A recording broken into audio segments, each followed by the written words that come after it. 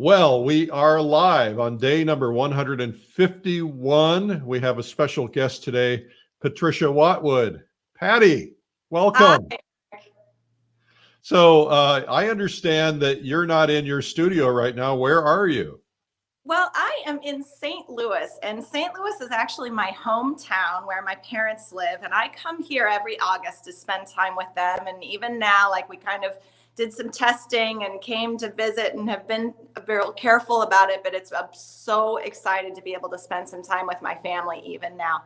And I have taught an in-person workshop here in St. Louis at the Gateway Academy of Classical Art. And we did also, they have a large space, and we did just 6 people all spaced out with like space between their easels and masks. So it was the first time I was able to do something in person like that. It was really fun.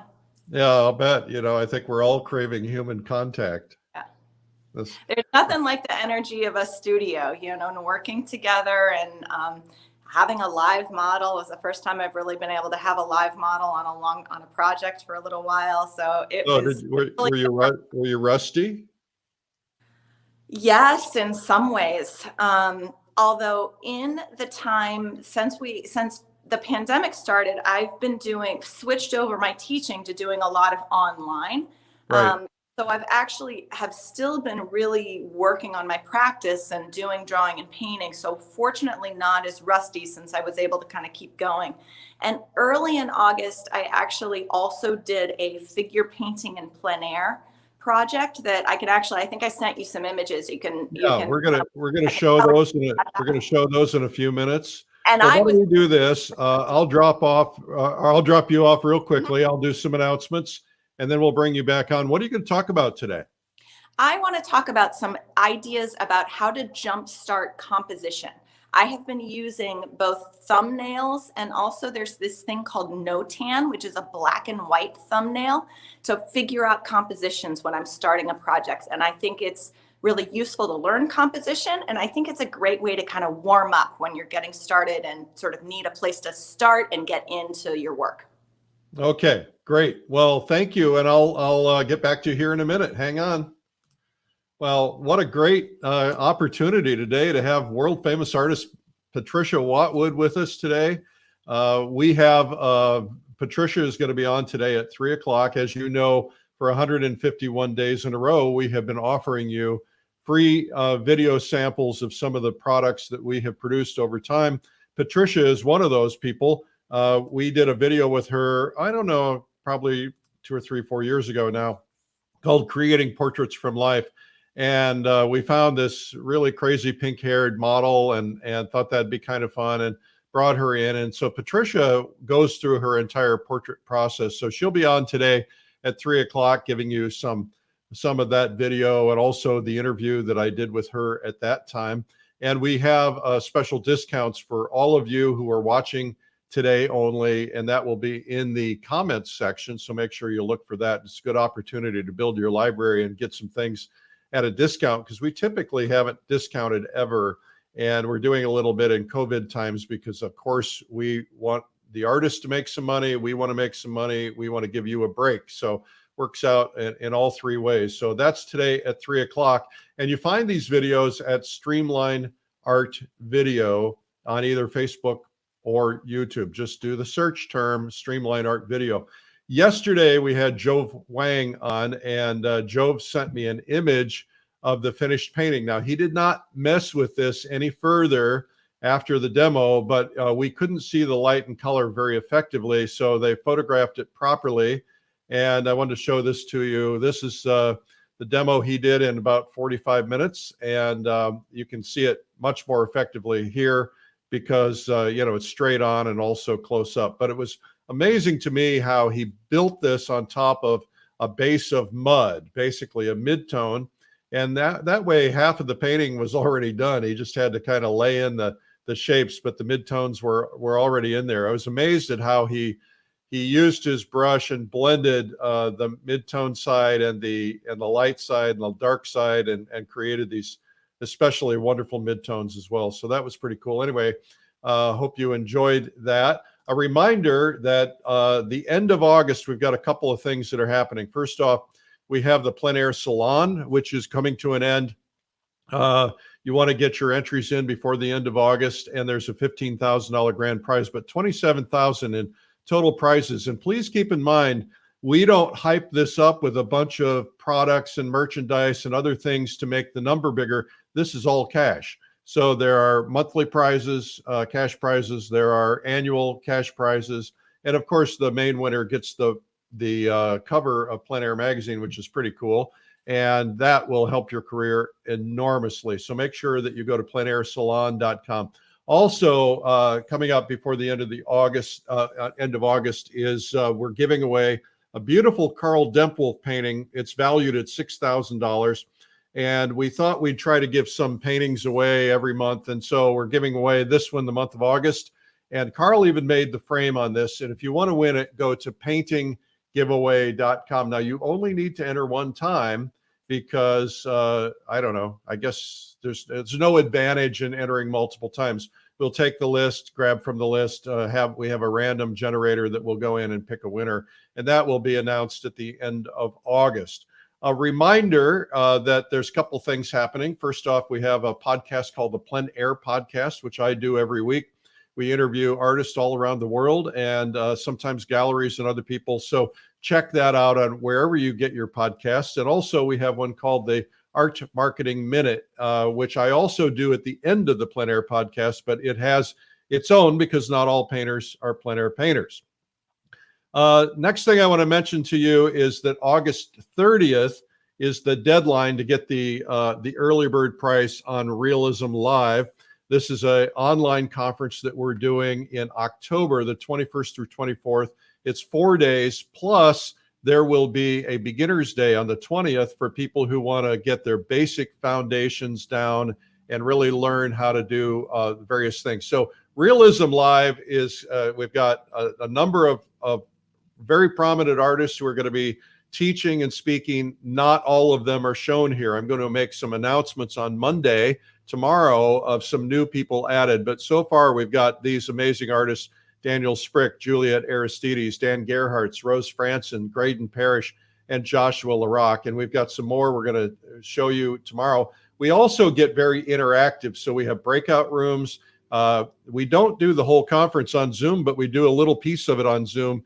And we send you into these breakout rooms where you can get to know some other artists. This happens to be the cocktail hour that I'm showing you. And that is where, you know, there are pages and pages and pages of people. And I'm talking to people. We're painting together. We're going to do live painting. It's going to be a lot of fun. So make sure you get that entered before the end of August.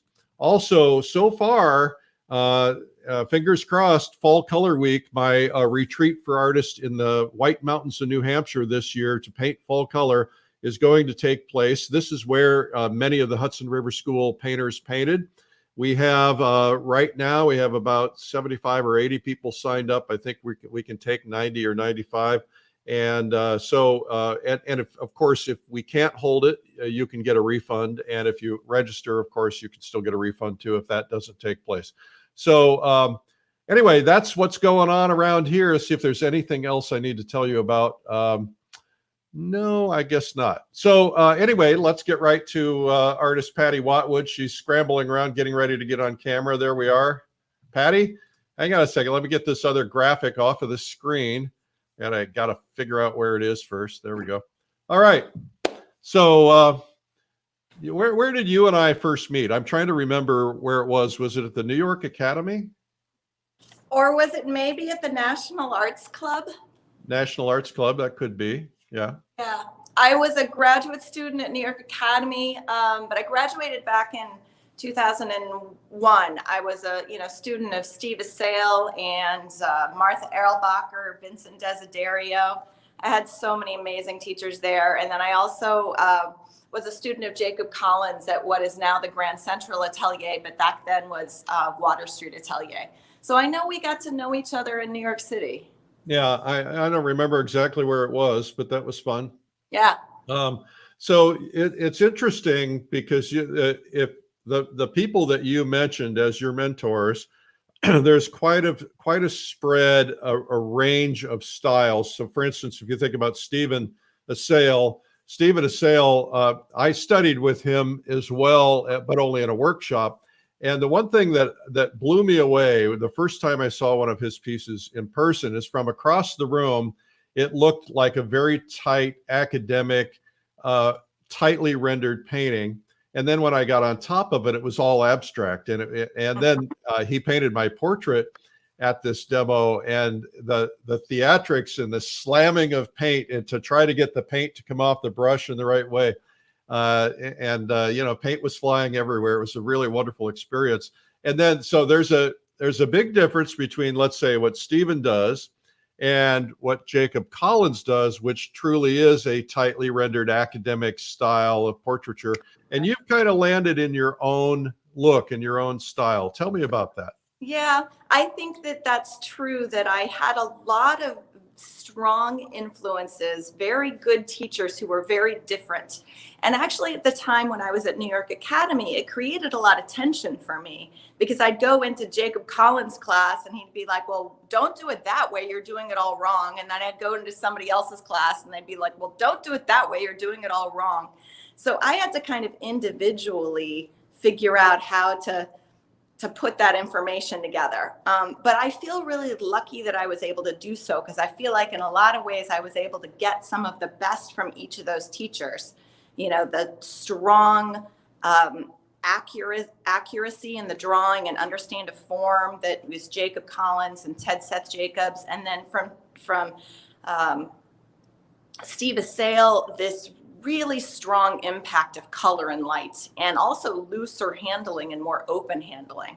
And I always, even from a very young age, when I was first starting to study, I even then had a sense that I sort of wanted to, on one hand, sort of work like Tony Ryder, and on the other hand, work a little bit like Lucian Freud. And so I think in the early days, I spent a lot more time working on the more classical and academic part of that path, because it takes a lot of just practice and study and rigor.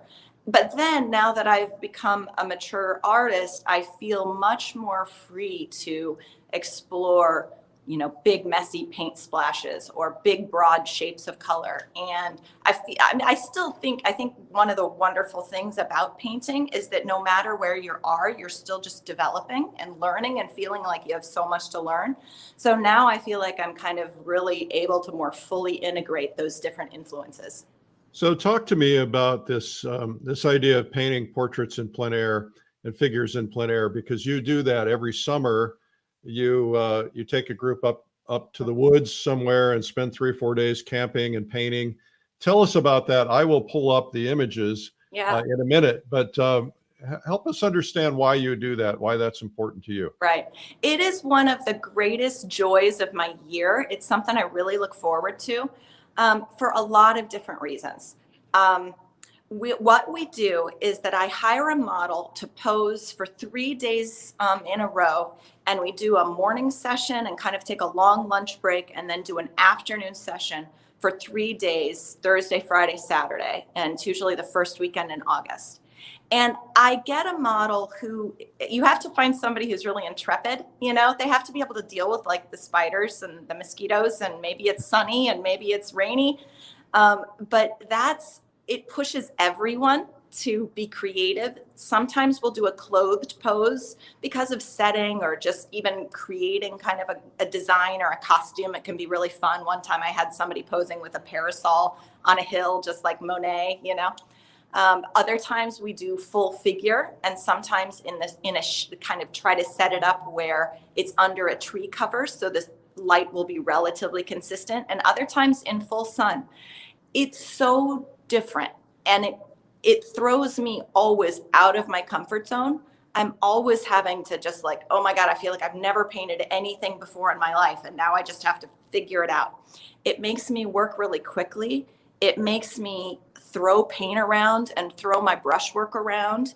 It makes me think about composition really dominantly, whereas when I'm in the studio, I might be really thinking about drawing and, you know, carefully trying to craft the form. And this kind of painting makes me really think about color, brushwork, composition. And it's also so much throws me out of my comfort zone that I have to just experiment and try new things. So then every year it helps me grow as a painter, because I'm really just during that period of time doing something that's so different from what I'm doing in my regular studio practice. Well, what I'm going to do is see if I can find the, let's see here, see if I can find the images. All right. So can you see this? Yes, and I have a great story to tell you about this. So Eric, I sent 3, there's 2 of this setting of the boat, right? Yes. And there's 1, right? Okay, so let's start with this one so I can tell people what it looks like, what's happening here. So here's the model. We've set her in the boat. She's going to pose for 3 hours. There's about 7 of us who are like spread out around the pond, painting from different angles. I have a good friend who I went to graduate school with. His name is Brooks Frederick, and he's a really terrific painter. And we both were talking about how much doing this kind of project really pushes us to try new things, and that how much we learn from each other, that when you're watching somebody else paint next to you, seeing the composition choices they're making or the brushwork they're doing, you're like, wow, I never would have thought to do it that way. And Brooks and I know each other pretty well, and we're pretty close. So we decided we would do a trade. And I started this painting for 20 minutes, and he started his painting for 20 minutes. And then for the rest of the pose, we just switched every 10 minutes. Oh, so wow. that's painting you showed on the screen with the dog in it. That's my dog, Daisy. That's Brooks's composition that he set up, but then I painted into. And it's funny because we kept going back and kind of fixing things and correcting things. And then sometimes we'd go back and you'd have to, well, no, I really want it that way. And you'd change it back. And it became this artistic conversation between the 2 of us. How fun. It was really fun. And fortunately, we really trusted each other. I was like, sure, whatever happens is going to happen. That'll be great. And we both learned a lot, and it was really energizing. So I know a lot of people who watch are also doing maybe plein air projects or painting together. And honestly, just try this sometime with a trusted friend who you like to paint with. It was really great. So then the third, do I have I can go down and I don't know if I have. Yeah, sorry. I tried to send these in some convenient. There is. Yeah. So this is actually a shot of all of the different sketches that everybody made during the paint out. Everybody made 6 or 7 or even 8 little paintings over the course of that 3 days. So we were all just working really hard, but also just having a great time being able to connect and paint together. How fun. Now this shot here is just, you got more out on the picnic table and. Exactly. So at the end, the last day of the trip, we kind of get all the little sketches out, spread them out on the picnic table, and look at each other's work and talk about, what was our favorite thing or what did we learn. I think that for everyone going it, everyone learns a lot, and also just the opportunity to paint with other painters. And connect as a community is really, it gives us energy and inspiration for all the year. You guys are camping, right? Yeah, we're staying in tents. And I kind of have this pretty nice little outdoor kitchen set up where the kitchen kind of is on a deck with a little roof. So it's kind of glamping. Yeah. Yeah, that's nice. Okay, tell me about this piece here. Yeah, so this, and I have it here in the studio too, and I thought I'd talk a little bit about the composition a little bit later. So this is the model posing under an apple tree. And in this case, we set her under the canopy of the branches so that then the light on her is dappled, but it was relatively consistent for that morning session. We did it from 10 a.m. to 9:30 to 12:30. So even though the sun was moving over the tree, the lighting condition on her was pretty consistent. It does change. I find anybody who does plein air knows that it maybe stays the same sometimes for an hour and a half to 2 hours. And usually by the end of 3 hours, it's really different. But just setting, she had this floral skirt and the yellow of her shirt. I loved the way it made these color harmonies with the landscape in the distance and the sunlight through the trees. So it was, I really liked the color composition of this. Very nice. Very nice. All right. I'm just going to scroll down through. Okay. Here we have a shot of the model by the river. Right. And so this one, and I'm going to see if later I have a photo of this, and I can talk a little bit about how I might use this information to go back to the studio, then to develop a more finished work. So that's another thing that I love about this project, is that I will do these sketches and really, come up with a compositional idea, study the light and color, but then you can gather resources, take some good reference photos, and go back to the studio, use all of your reference material to make a more finished work than at a slower pace. Yeah. So something else that I'll talk a little bit about that process. All right. And this is the composition you did? Right. And this one had to be really fast because it really started raining. So this was only about an hour and a half, which is not nearly enough time for a beautiful portrait. But what it will do for me is that I can use this as for all of the color information. Anybody who's done this kind of work and tried to take a photo of that setting, and you get the photo home and it just doesn't really feel the same. And so Right. what I do when I do this work is I'll try to quickly capture these color relationships and value relationships. And even if the drawing, it takes longer than an hour to paint a little portrait, but I can use that color study to develop a finished work. All right. Okay. Here's a picture of the apple tree with your palette and so on. So I'm going to pull out of this now and come back to you. All right. So you've got some teaching for us today. Why don't we go ahead and get into that? Tell us what you're going to do.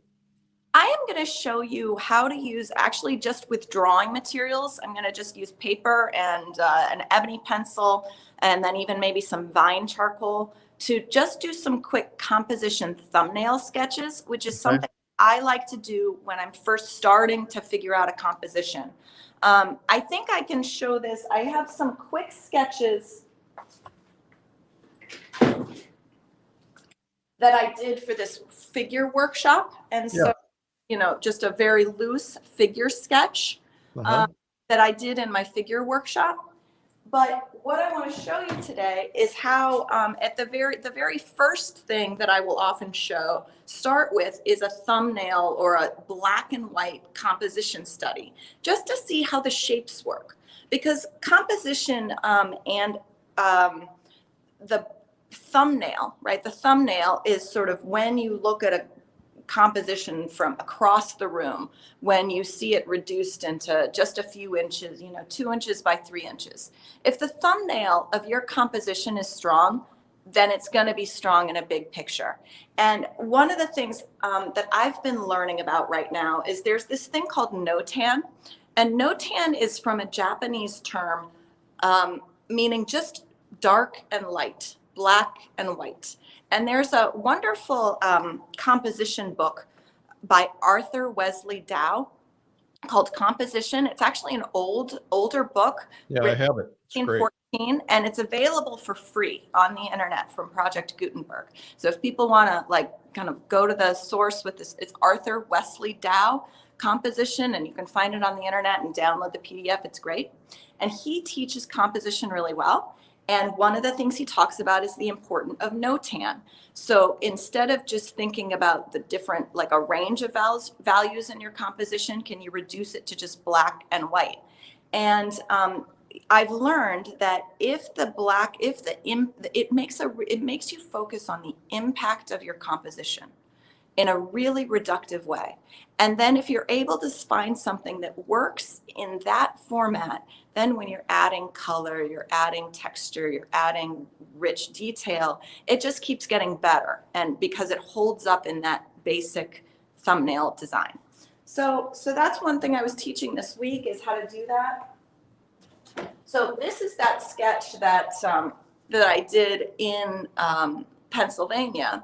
And I think that I can kind of show you a little bit the notan idea of how you might think about this composition. So I'm going to actually adjust this camera just slightly and bring you a little bit closer. I'm going to show you a few different things.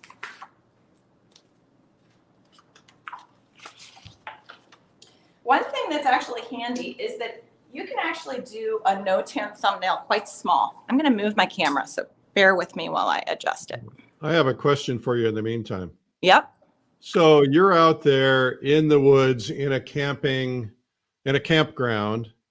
and you have, in some cases, you have an unclothed model. Mm-hmm. How do you deal with that in terms of other people coming into the campsite or park rangers, that kind of thing? Oh, no, we're on private land. We're in a 18 acres of private land. So there is no one else around in that space. Okay. And that's how it works. And Yeah. then there are times like on that pond, there's a couple other properties that are on the edge of that pond. So then we will maybe have the model wearing, costume, clothes, hat.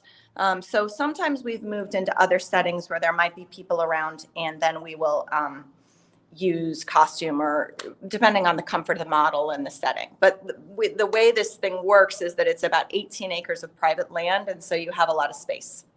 All right. Yeah, I guess I could do it on my property here. Yeah. And I think sometimes if there's even just like one house, over in that direction, you can kind of set up in a way that that it's sort of private. Or, Yeah. Well, we're essentially on an island, and nobody comes here unless we see a boat coming. So yeah, exactly. All right. Well, just come on up, bring a model, and we'll get started. All right. So starting to do a thumbnail. Thumbnails are great, really small. And of course, I don't need my Metro card for the subway these days. So you can even use a credit card or something like this and just trace around it to kind of give yourself a little picture frame. Thinking about the composition. And actually, I brought some, I'm going to do it from this one. Let's see, I think you can see this. So you can see this is like a reference from that pond setting. And so that's also like when I was doing those sketches, I also was using my camera. I have a good digital SLR, Nikon camera. And so I'll also grab a lot of good photo references in case I really get excited. And so then in thinking about the no-tan, and it's also kind of a nice way to just sort of warm up and practice, because when you first start your composition, it can be a little nervous making, like, oh, I'm not sure exactly how I want to compose this thing. So just doing it in our really small scale gives you a way to kind of practice, like, oh, what's most important in this composition? And what's the placement? Sometimes in composition, it's really useful to think about intervals in the shape. So sometimes when I'm starting with Can you make those a little darker just for the camera? You got it. Yep. Yeah. Yep. And I'll make this one darker too as I'm developing it. So even just within this, I'll think about, well, what is the third, and divide it up that way, and then kind of use these intersection points as a good way to organize maybe the placement of the objects in my composition. So in thinking about that too, I kind of moved her over a little bit, but I'm still thinking about that. I'm going to put her a little bit to 1/3 the side over here, and then the hat here, and then the boat down here. And then there's this wonderful reflection of the trees in the background. And I'm going to make this even darker after I lightly sketch it in. But so what I'm seeing is that there's a dark shape with the boat. She's kind of a light shape against the boat. And this is making me think about what's in front and what's behind, and how do you define all the different shapes against each other in a composition. And it's helpful to be able to plan those out. And you see, I'm not even really worrying about making like a little detailed figure. I'm not really thinking about it as a drawing exercise. Just thinking about it as composition and shape. And so I can see that like the water is light here. The trees are dark here. And now I think I'll just start shading it in just to get a sense of what it's going to look like in value. Let me see, her hat kind of comes up and is light, and that's useful. So let me see if I can fix that.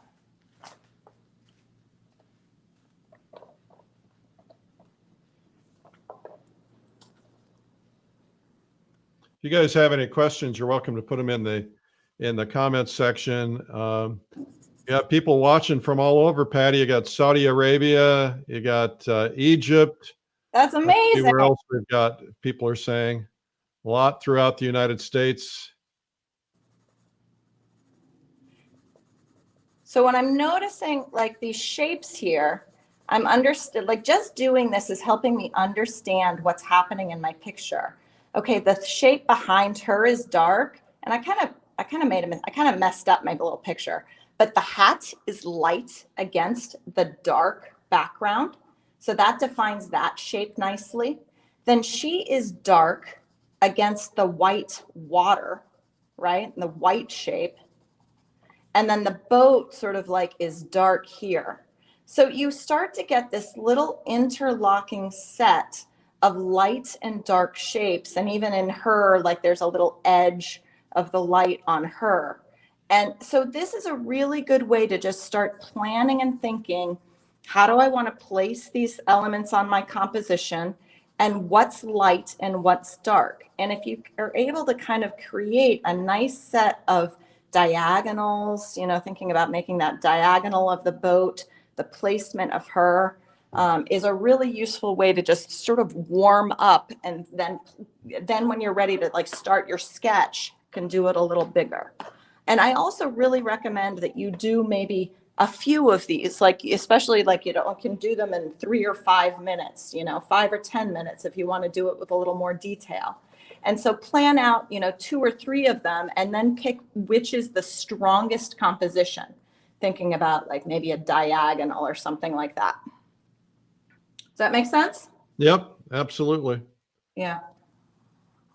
Absolutely.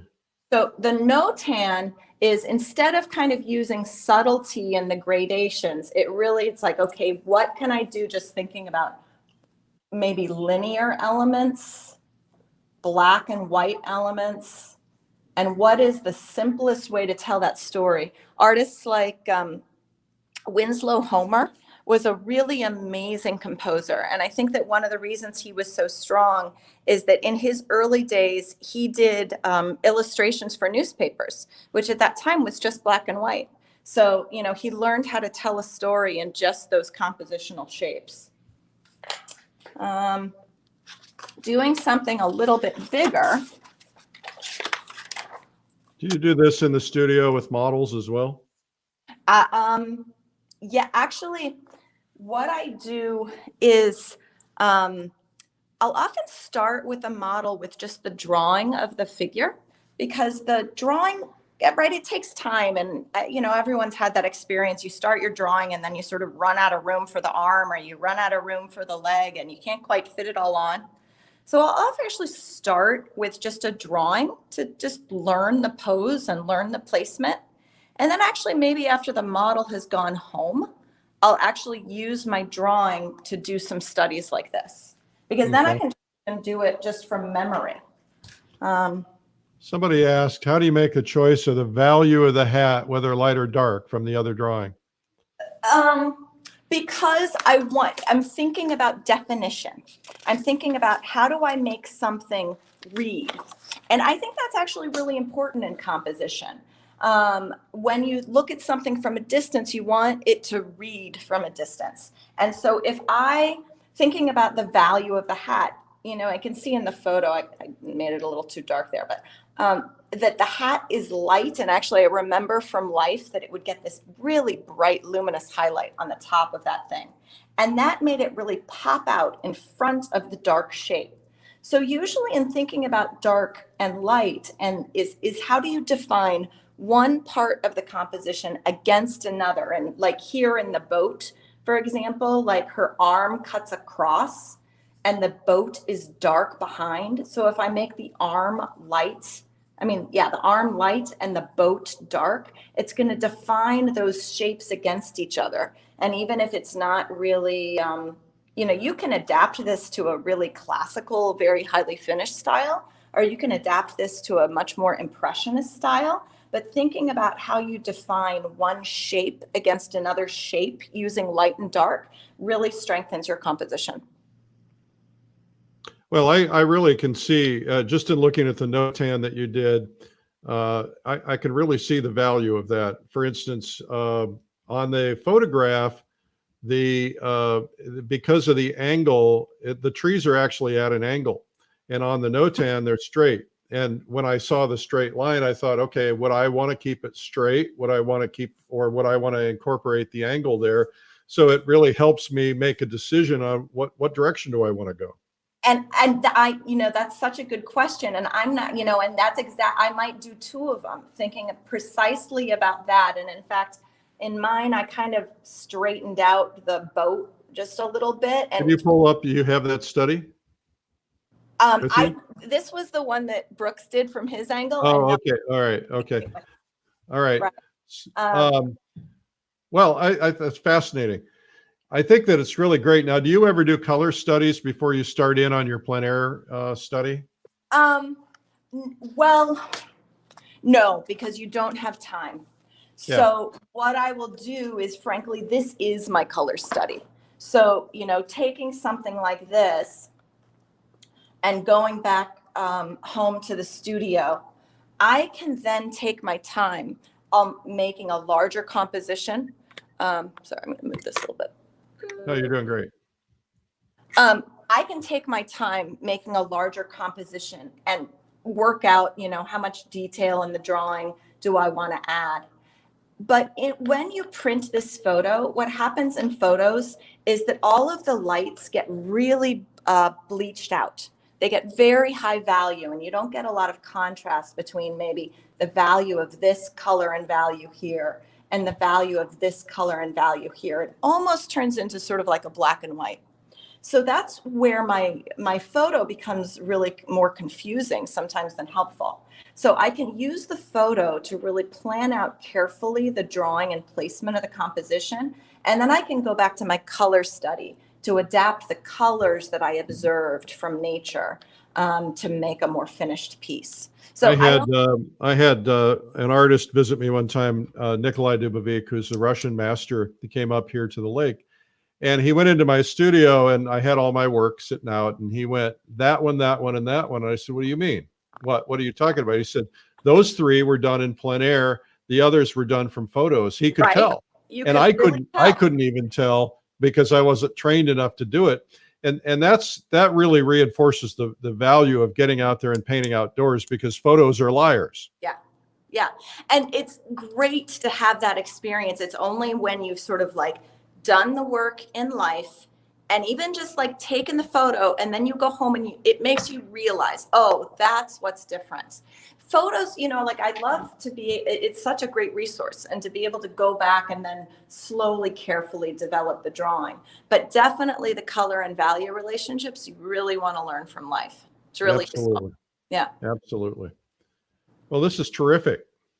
Do you want to just give us another no-tan? Do a no-tan on the one that you've got there, so we can kind of see that process once we can see a finished color work beside it. Absolutely. You willing to do that? I can. All right. I want to remind you guys that today we've got prizes, and prizes for your comments, and make sure you tell us in the comments where you're from. That's always helpful. And today we're giving away an easel brush clip, so it's a good prize today. And let's see, we've got some people watching now from England. Let's see what else. Patty, I'm just stalling while you're getting set up. So as soon as you're ready, somebody says there's a no-tan app on your phone. I think Chong Wang has a new app that he released in Plein Air Live. That is, I think it's also a no-tan app, but I think Larry Putnam also had a no-tan app. I don't know if it's still out there. And apps, do they kind of take it from a photo, or is you take a photo and then you can turn it into a no-tan. I think that's genius, and it's great to be able to quickly look at use those apps. And I will do that in plein air too, and I did that at the paint out. Like I'll take my camera And especially when you don't have a lot of time, I'll kind of take a few photos and then look at the photos to help make some choices first about like what composition I might want to do. But I gotta tell you, there's a lot of really important choices that are being made when you are just working not from the photo and kind of, the photo isn't very smart, right? It always just sort of tells you exactly what's there. But as an artist, you really want to have the liberty to design your picture. Right. And So you may want to move a tree or a dark absolutely, background that is never going to show up in a photo, but right. you can kind of create that, by Absolutely. having the pencil in your hand. That makes a huge difference. And also the other thing that's amazing about working from life, doing like, these quick sketches, is that it really makes you observe and remember. I mean, it just gets it into your memory, what that experience was and what the shapes were, in a way that, like, when you just snap a photo, it doesn't get in your head. So when you take the time to make a little sketch or a study, even if it doesn't really turn into like art, if it's not sort of a beautiful thing, it really serves as this great memory aid for you, for just as a souvenir, remembering that experience. And also as a resource for like then going back to the studio and remembering what you like about a picture. Yeah. So as we're talking, I'm just kind of starting to sort of sketch in, and I'm just blocking in. Often when I start making a placement, you can see I'm just using long, straight shapes and lines instead of trying to get into a refined contour. And just using these long, straight block-in lines. And I might even change this a little bit. This was thinking about moving forward, like if I wanted to really develop this, maybe there are things from my sketch that I could change and refine. So this one thing I loved about this, where I was looking, was the way that it had these layers of like light, dark, light, dark, light, dark. And the no-tan can really help me understand that better. So there's a temptation to put in the gradation, the shadows, the midtones, and so on. Why is it important in the no-tan not to do that? Because it actually just helps it focuses you on value instead of color. And I've been thinking a lot about this line, color gets all the credit, but value does all the work. Right. And people often struggle like, oh, my color just doesn't look strong. Almost 90% of the time, that actually the problem is actually not a color problem. It's actually a value problem. So and the black and white, the no-tan, just being so simple, it makes you reduce. And actually that's one of the other really hard things about doing plein air work, as everybody knows, is there is just so much information, right? And so how do you reduce? And so the no-tan also forces you to simplify. And just like in that other one, we were talking about the hat in the foreground, or the arm cutting across the dark. How do you use simple shapes that read from a distance to organize the parts of your composition? So I've made the little placement for this, and I'm actually going to start with all the dark shapes. As far as no-tan, the only thing that's a little tricky about this, because she is all in shadow, She's and her midtone. face is all in mid-tone, is that I'm going to kind of lose the definition of her in my sketch. Whereas in my finished painting, I actually kind of would want to have her really shown, her face and her arm as a mid-tone in this composition.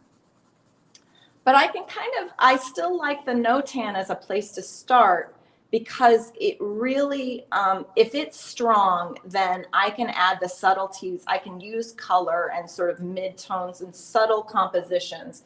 And her skirt was kind of white, so maybe I can kind of start to use that to sort of define the skirt against the background.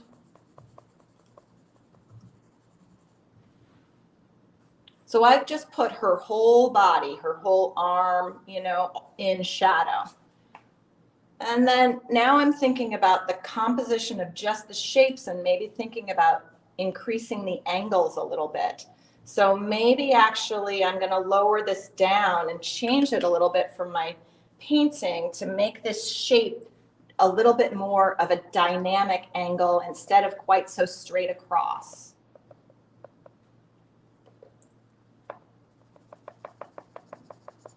This is why this is so helpful, because you're composing. I mean, how many hundreds of times have you done a painting and you make these decisions while you're painting and you're ended up moving the body or moving the sky or moving the background, and it's just such a hassle. So to do it this way, it's so valuable. Right. So here you see I kind of changed in my sketch the darkness a little bit because I'm thinking about this issue of definition.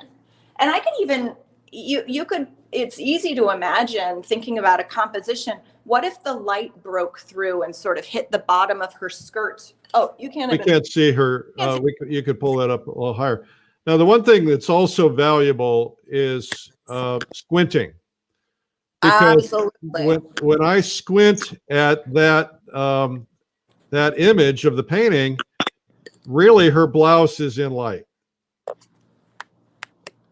It's mid-tone, but it's still in light versus the rest of it is, you can see the blacks. Sorry, I did something to my camera. Now it's wobbly. Yeah, and so that, yeah, it's squint, and that's, boy, that way I really learned from Steve Assail. He would walk up to your canvas and sort of like take all of your subtle detail and put up like cadmium yellow pale and like phthalo blue to make this really strong impact of light and shadow. And I think that's why this no-tan is so useful. It makes you squint and it makes you simplify. And if you can make a composition that reads like that, you're like, oh, this is a person. She's standing under an apple tree. These were like these plants, right? These like flowers. So that's the kind of thing that like even the no-tan, you can start to think about definition. And then these were like the flowers kind of coming into the light over here. And then this is the shadow of the tree again. So it's like light, dark, light, dark, light, dark. And focusing on the no-tan makes you simplify and think about how those shapes work. Now this kind of thing up here with this tree, this is a little harder to sketch in because what was really lovely about this was these shapes of the leaf and the apple as it's like cutting against the dark.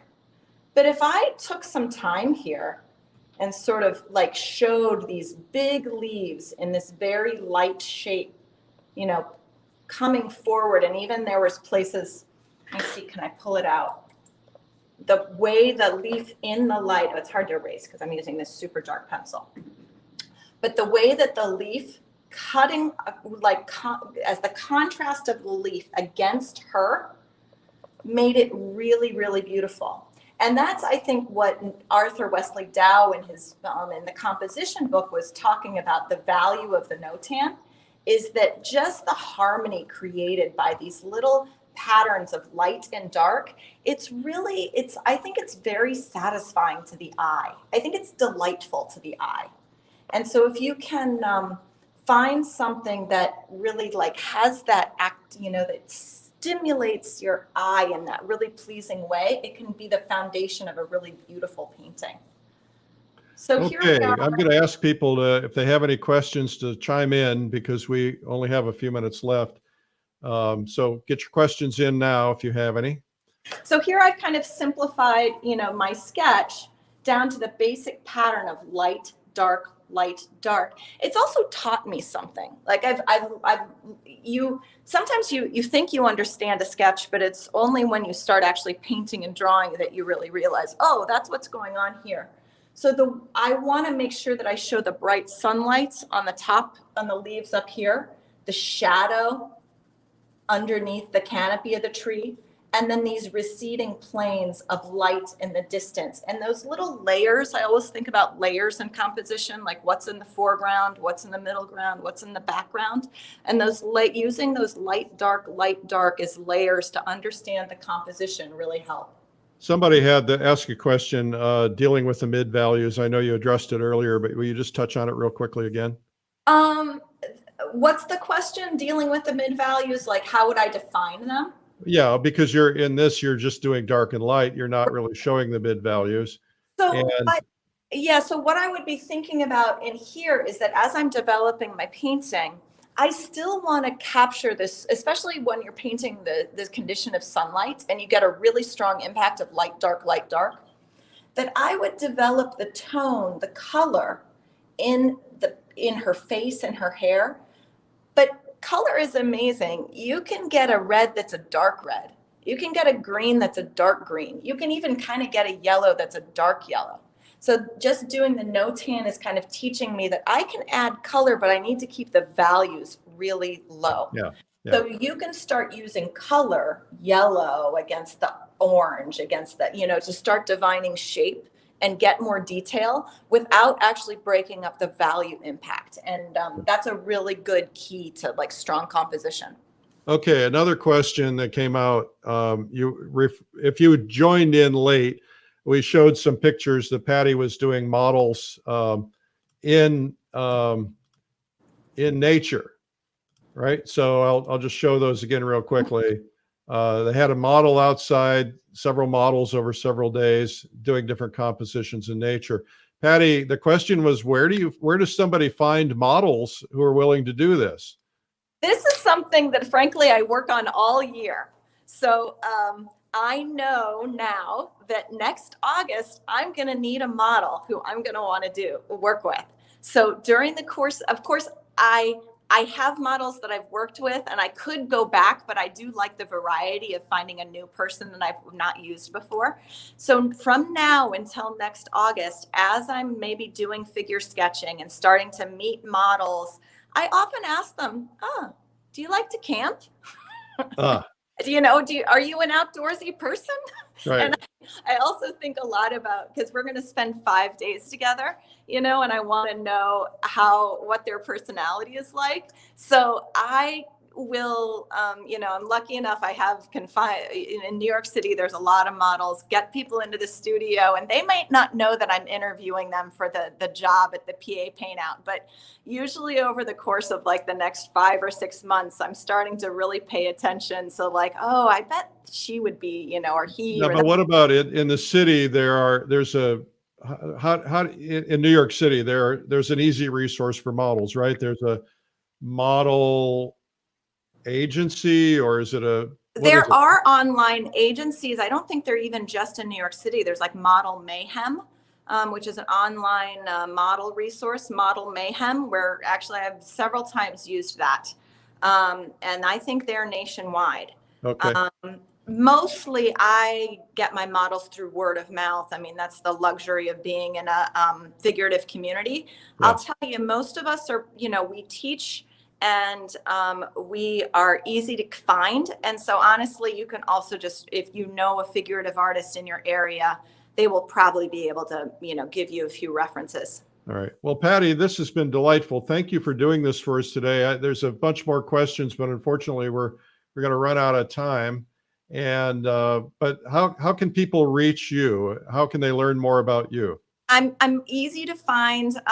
Patricia Watwood. You can find me on Facebook. You can find me on Instagram, Patricia Watwood, and my website is patriciawatwood.com. During the pandemic, I started doing a Facebook Live teaching segment. So instead of doing my lessons, in the studio, I started doing my demonstrations on Wednesdays on Facebook for free. My private students, then I do one-on-one mentorship with them separately. So that is something I'm doing. You can find me on Facebook. I will be starting that back up in September. So I'm easy to find there. Eric, I want you to know how helpful your daily podcasts and all the things you've been sharing. all of us, like, you know, we have to stay motivated and we have to stay positive. And you have been doing this from day one. And I have been watching you, and you have been helping me so much. And I think you've been helping everyone. You are just so energetic, and you're positive and you're optimistic. And it makes me feel like, all right, I'm going to get out there. I'm going to get back in my studio. I'm going to get back to work. So I just want to thank you for that. Thank you, Patty. That's very sweet. Hopefully we'll get a chance to go painting again soon someday. I would absolutely love to do this figure in plein air thing with you up in the Adirondacks. I know we've talked about it a little bit. Well, I'm here, so come on up. Absolutely. All right. Thanks again to Patty Watwood. What a treat that was. And you know, it's interesting to me that every single artist that I've watched, I've learned something new from, even though I've been around it for a while. And you know, sometimes it's just a matter of seeing something repeated. I've certainly had people talk about notans in the past, but there was something I picked up from Patty that I hadn't really figured out in the past before. And so it was very valuable. So I hope these are valuable. If you like these, I'm trying to do them every day to keep your head in the game, keep you positive, make you feel good about yourself, keep you focused on learning art or growing in your art, exposing other people to art, because we all need art and the world needs art. This is a time when, you know, it's all very confusing and very frightening at sometimes. And we just have to kind of keep our heads in the right place. And you know, it's very easy to get ourselves consumed with worry. And I did it, you know, I did it. I'm not always practicing what I preach. I sat up till midnight, 1 o'clock last night, watching stuff on social media. And it's like, and then my dreams were all messed up and I was in a bad mood when I woke up. You know, you got to keep your head in the right place. And so focus on being positive and upbeat. A couple of announcements for you today. First off, Patty's videos are available at lilyartvideo.com. That's Lilidol, lilyartvideo.com. And she's going to be on today at 3 p.m. Giving a demonstration in painting. Okay, so you go to Facebook or YouTube and look up Streamline Art Video. I forgot to announce the winner yesterday. And yesterday's winner was Linda Bailey Gauther in Hot Springs, Arkansas. And today's winner is Terry Chacon in California, each getting a digital plein air magazine subscription. Remember, the digital has 20% more content than the print, and they're both good. And our hearts, our thoughts and prayers go out to the folks in California who are going through this horrific fire. You know, we're thinking about you. Just know that we're not ignoring you. Reminder that we have a $6,000 Carl Dempel painting. It's going to document areas of California that may not be there anymore. And this is a $6,000 Carl Dempel painting. So that's, you can register to win that at paintinggiveaway.com before the month of August. Also before the month of August, got to get your early bird pricing discount preserved by booking your Realism Live by August 30th. Remember, Realism Live it's an online virtual conference. It's 5 days, 4 days plus a beginner's day, which is optional. Top instructors from around the world. More will be announced tomorrow. And there's a 100% money back guarantee. If after the first day you absolutely hate it, you don't think it's for you, we'll give you your money back. And we'll have to cut the cord. You won't be able to watch the rest of it, but you will be able to get your money back if it's not for you. We offered that for Plein Air Live. We had, I don't know, 1,200 people. Not one person asked for a refund. As a matter of fact, most people actually bought replays so they could watch it longer over and over again. So that's coming up. Make sure you get that done by August 30th. I'm Eric Rhoads, publisher of Plein Air Magazine and fine art connoisseur. Remember to check out Sunday Coffee at coffeewitheric.com. We will see you. Take care. Bye-bye.